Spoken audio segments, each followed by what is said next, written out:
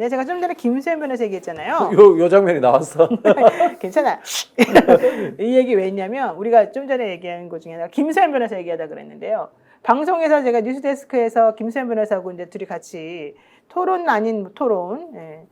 저한테 말을 안 시키더라고요, 했던 앵커가. 예. 그래가지고 제가 이제 어쩔 수 없이 이제 얌전히 있다가 질문하는 방향으로 가버렸는데. 그거 굉장히 심약한 사람이더라. 그러니까 네. 너무 착하더라고요. 네. 근데 그 방송이 MBC에서 사실은 히트를 쳤어요. 이게 7시에 우리가 녹화를, 원래는 8시에 생방으로 하기로 했다가 7시에 녹화를 했거든요.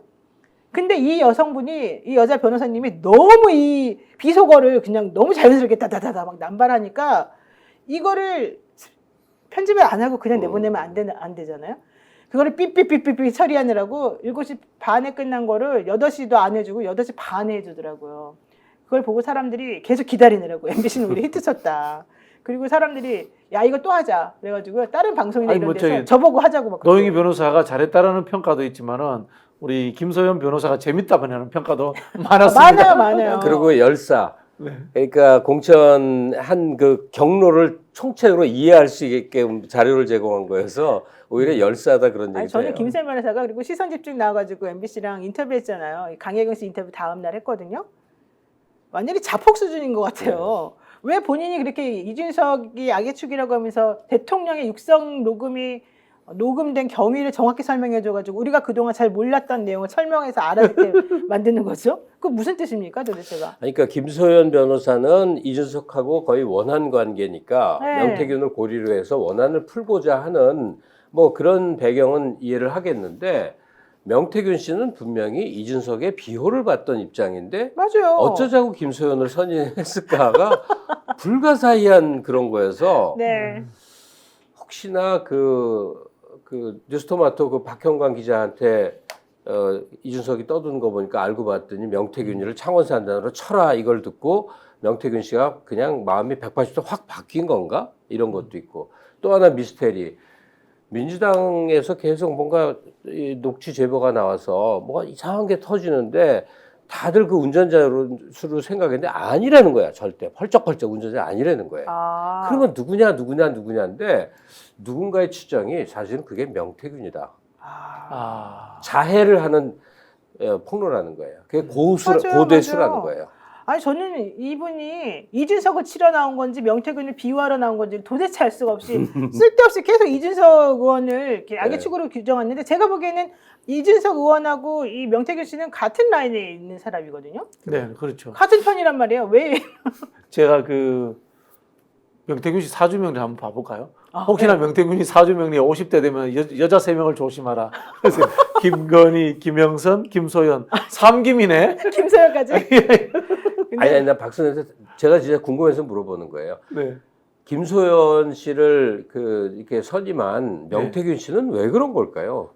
저는 김소연 씨가 본인이 하겠다고 자임해서 찾아갔다. 자임해서 하겠다라고 그런다고 그렇게 들었고요. 그 명태균 씨가 의외로 앞뒤가 밝은 사람이거든. 네네네. 김소연 씨 선임이라는 게 어떤 의미인지 모를 리가 없단 말이에요. 근데 저는- 그때까지 변호한다는 사람이 없었대요.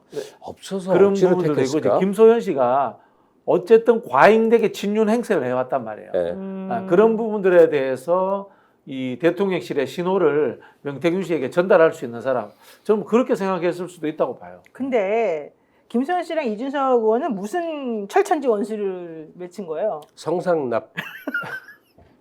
그렇게 또 직접 말씀을 하시니까 좀 민망하네요. 아니, 다 당연해가지고 알려준 거지. 김소연 씨가 가세연에 가가지고 네. 이준석 대표 시절이죠. 대표 시절에 엄청나게 비판을 했죠. 근데 이준석 의원은 그렇게 김소연 변호사 비판하는 거 내가 못 봤는데.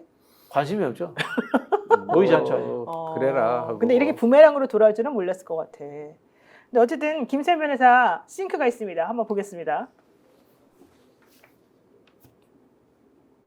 이게 뭐 수사는 사법 절차는 법과 원칙 그리고 증거주의 이런 식으로 가야 되는데 그런 어떤 논리 원칙에 따르자면 당연히 불구속 수사뿐만이 아니라 뭐 기소도 저는 안 될 사건으로 보고 있어요. 네. 왜냐하면 이 정치자금법 위반의 핵심은 돈 문제인데 지금 저희가 받은 압수수색 영장이나 지금 구속영장 청구서에 봐도 그 명사장님 거 같은 경우는 특히 돈에 대해서 명확하게 안 나와요. 어떤 분들은 김소연 변호사 자극하지 마. 정신 차리면 안 된다. 이런 얘기까지 하시는 분도 있는데 저는 조금 의외스러웠던 거는 증거가 이렇게 차고 넘치는데 왜 저분은 증거가 하나도 없다고 그러는지, 왜 기소도 안 된 사건이라 그러는지, 또 돈이 안 나온다 그러는데 당연하죠. 신용이 안 좋아서 자기 계좌를 못 썼다고 하는 얘기인데 게다가 현금으로만 주고받아서 증거를 안 남기기를 본인이 이제 다 결심을 했던 건데 돈 가지고는 볼 수가 없는 거죠. 하지만 그 수많은 나머지 것들이 지금 다 본인 스스로 자백한 것도 있고 오히려 김소연 변호사가 자백을 도와주는 것도 있는 거 아니에요? 근데 그 김소연 변호사도 한국어를 할 수 있잖아요. 그게 무슨 말이야? 한국어를 못해요? 근데 상식의 언어가 아닌 언어를 구사해. 맞아요, 예컨대 명태균 맞아요. 씨하고 대통령이 이제 긴밀히 통화했다는 걸 갖고 이렇게 국민 한 사람 한 사람의 목소리도 다 들어주는 미담이다. 맞아. 이건 외계어지 한국어가 아니거든요. 네. 그러니까 이렇게 기이한 거는 정신세계가 이상하거나 이상하지 않다면 다른 목적성이 존재하는 거예요. 그러니까 이 다른 목적성에 대해서 명료히 보이면 네. 뭐 그다음에 별로 신경 안 써도 될 것 같은데 너무 속이 빤히 보여갖고 명태균 씨에겐 좌우가 하나도 도움이 안 될 것 같아요. 어쨌든 김소연 변호사는 성공했습니다.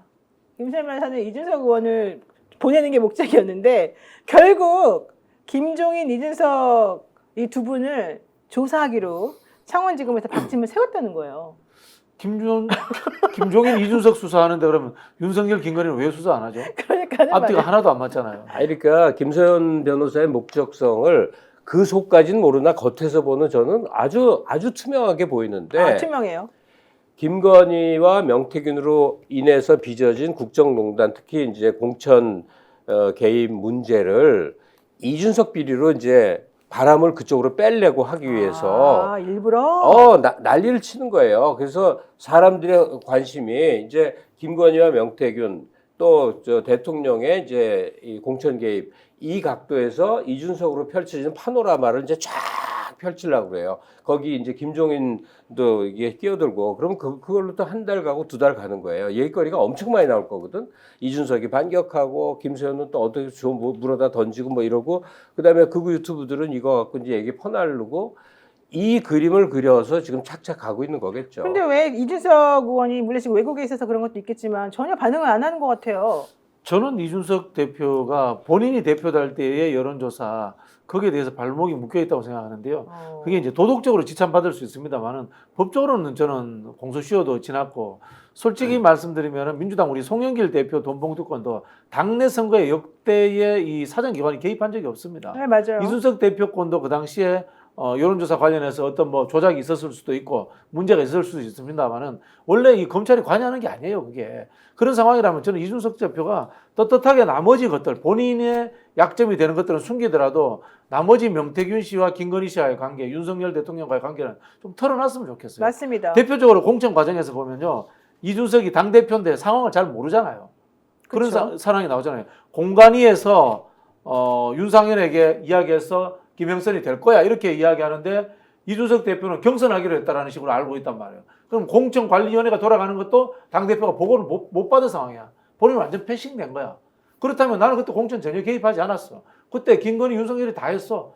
그리고 명태균이 그 중간에서 역할을 했어. 이거 털어놔야 돼요, 이준석 대표가. 근데 저는 이준석 대표가 그거를 몰랐거나 패싱당해서 본인이 명태균 씨에게 문자 보내서 경선 얘기를 한 게 아니라고 봐요. 이준석 당시의 당대표는 사실은 쐐기를 좀 박아라. 대통령 주변에 있는 윤핵관들이 김영선이라고 하는 사람 공천을 안 주려고 자꾸 작업을 하니 네가 전화해가지고 좀 확인 좀 하고 대통령이 말하게끔 녹음까지는 아니더라도 어쨌든 확인을 받아라. 이제 이런 메시지를 던진 거라고 보고 거기에 충실하게 한 거예요. 그리고 난 다음에 10시경에 정말로 대통령하고 통화하고 그 다음에 이준석 의원한테 명태균 씨가 이제 됐다고 연락하고 그 다음에 10시 19분에 자기 그 강혜경 씨한테 전화 걸어가지고 옆에 있는 그 김모 씨 아까 그 돈봉투 받다는 그 사람한테 이제 됐다 윤한영이 어쩌고 저쩌고 권성도 어쩌고 했는데 결국은 다 내가 이겼어 막 이제 이런 얘기하고 공천 확정이야 이런 얘기를 해요.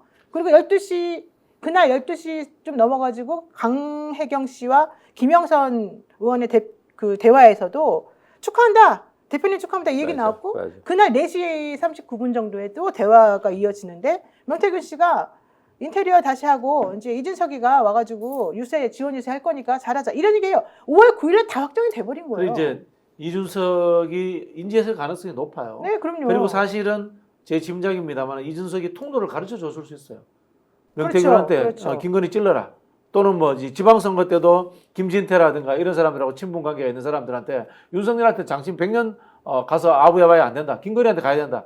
통로를 가르쳐 줬을 수 있어요. 그러나 이 과정이 이준석이 법률적 문제는 없어. 제가 이야기를 하는 건 뭐냐면 이준석 보고 법률적 문제가 있는 사람에 대해서 실토하라고 이야기를 하는 거예요. 자꾸. 맞아요. 실토를 해야 감추고 돼요. 있으면 이준석은 정치적으로 아웃이에요. 맞아요. 자, 그런데 우리 또 김소연 변호사님은 이준석도 계속 공격을 하지만 대통령과 부인도 다 철저하게 수사해야 된다. 압수수색해야 맞아. 이렇게 주장합니다. 그만하더라고요. 근데 앵커가 이게 누구 생각이야? 명태균 씨도 같은 생각이냐 물어보니까 아니요, 내 생각인데요. 그럼 명태균 씨가 과연 이걸 좋아하겠습니까? 제가 봤을 때는 이 사람은 그냥 본인이 뜨고 싶은 거야. 유명해지고 싶은 거야. 그렇게밖에 안 보여요. 변호사가 해야 될 모습에 너무너무 달라가고 그렇죠. 그렇게 맞아요. 말하면 안 네. 되는 거 아니에요? 자기 혼자 생각을 막 일을 그렇게. 키워서는 안 되는 건데 맞아요. 막 불을 지르고 있어요. 그래서 희한하기도 하다 싶은데 명태균 좀 불쌍하기도 하고요.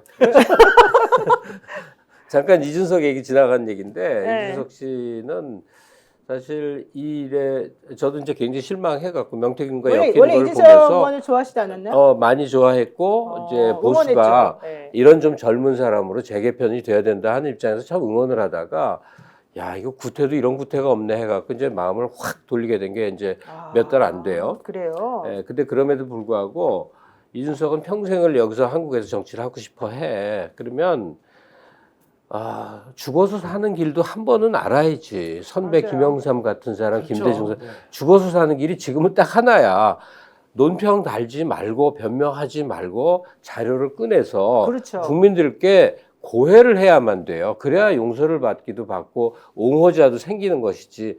이렇게 빠져나가면 이제 안철수처럼 되고 뭐 그 사이 이상했던 사람들 그 중에 하나밖에 안 뭐야, 되는 거거든. 의문의 일패 안철수 의원은 또 갑자기? 스픽스는 말하는 언론입니다. 대세는 유튜브, 그중에서 스픽스. 좋아요, 댓글, 구독, 알림 설정.